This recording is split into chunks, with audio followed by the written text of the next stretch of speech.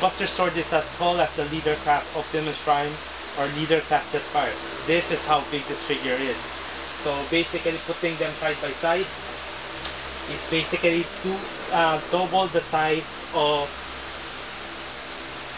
Leadercraft Optimus Prime. So and then there's batteries to light up the figure on the eye. And of course we can remove the faceplate. So basically that's about it. So I'll post a couple of close-up photos on facebook.com/greytoys for everybody to see. Then I invite everybody to visit our website, greytoysonline.com, our Twitter, greytoysonline, and our Facebook, facebook.com/greytoys. We still have a couple of these statues available at our Grey Toys Annapolis store. And this one, the display piece, will be at Grey Toys Annapolis store later this week. So for those who want to check it out, you can go there, you can find the statue there. Thank you very much.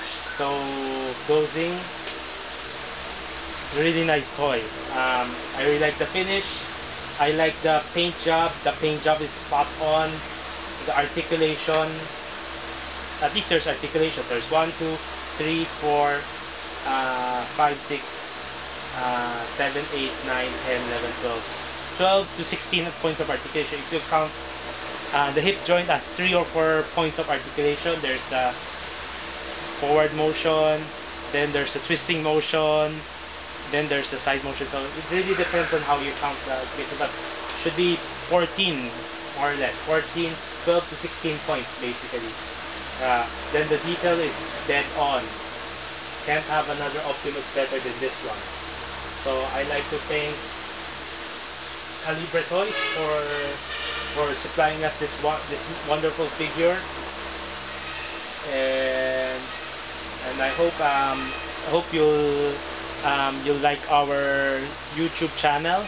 You can subscribe to our YouTube channel, and basically that's about it. Thank you very much for checking out this video. Thank you.